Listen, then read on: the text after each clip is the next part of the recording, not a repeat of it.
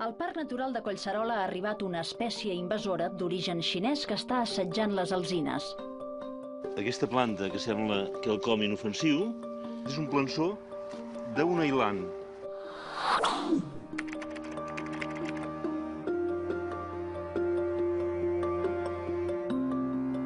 Aquest arbre va ser introduït al segle XVIII procedent de Xina i el va portar un jesuïta francès i es va equivocar amb les llavors.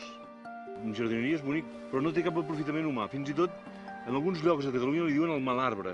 No serveix ni per fusta ni per carbó, no fa fruit pels ocells, no hi nidifica res i tenen una tendència expansiva com tot el que és invasor. És com un exèrcit, si ens hi fixem, de plançons que van colonitzant i això és un problema realment molt important. Tot i que és un arbre que no viu molts anys. Té una esperança de vida generalment de 50 a 60 anys.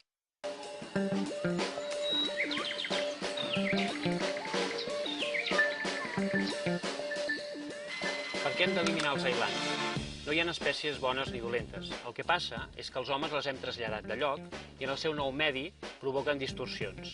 Algunes espècies s'acaben adaptant i no passa res, però d'altres, que són les invasores, ocupen tot l'espai disponible, impedeixen que creixin les plantes pròpies d'aquest lloc, les autòctones, i també tota la comunitat d'ocells, insectes, flors, i per tant és recomanable erradicar-les i eliminar-les.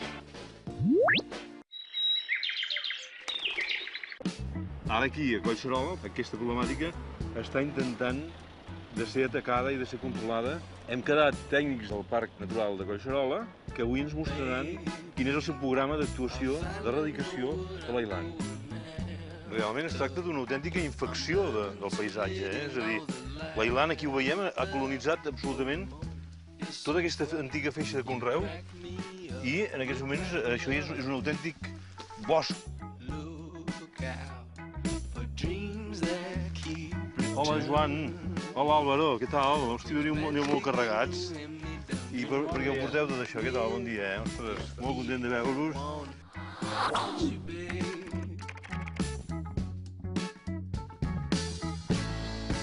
Hem fet molts tipus de proves, tant mecàniques com químiques. Sembla que el que ens està funcionant més bé és la injecció d'herbicida, per tant és una prova química, però molt localitzada a l'interior del tronc, el que és la base, el coll de les arrels. Que no fa cap mal a altres espècies. No, o sigui, ho hem provat amb més de 12.000 ailants ja, i no hem vist mai cap afectació a plantes de l'entorn. Perquè tallar-ho, erradicar-ho pel sistema clàssic, quins problemes genera això? Rebrota molt.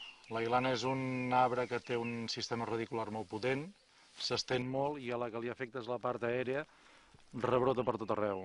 L'alzina avança molt lentament i en canvi els ailants avancen molt ràpidament, perquè el sistema de multiplicació de l'alzina bàsicament és per gla, a vegades per l'arrel, però molt poc. I en canvi els ailants, tant per rebrots d'arrel com per llavors que tiren els peus femella, doncs s'estén molt ràpidament. Has dit peus femella, això ho hem d'explicar-ho una mica bé, Joan. Vol dir que hi ha nois i noies. Sí. És a dir, és una espècie dioica, diguem-ne, no? O sigui, hi ha peus mascle i peus femella, que això es dona en algunes espècies d'arbres, que tenen aquest caràcter, aquest dimorfisme. Peus mascles, peus femella. Les femelles sempre es caracteritzen perquè són les que fructifiquen, les que fan fruit, diguem-ne, no? Llavors, en principi, el sistema aquest d'expandir-se a través de l'arrel seria més propi, en principi, dels mascles i la d'expandir-se per llavor seria més propi dels peus femella. En els llocs on hi ha ailant, en les vores de camí, no és estrany de trobar plantes tan boniques com aquesta, com la pastanaga borda. Això és la pastanaga que mengem. Tot allò que mengem nosaltres té sempre un origen salvatge o silvestre. Això és la pastanaga silvestre, el Daucus carot. Tot el que l'espècie humana ingesta és sempre la resultant d'una selecció que hem fet i que l'hem tret del bosc.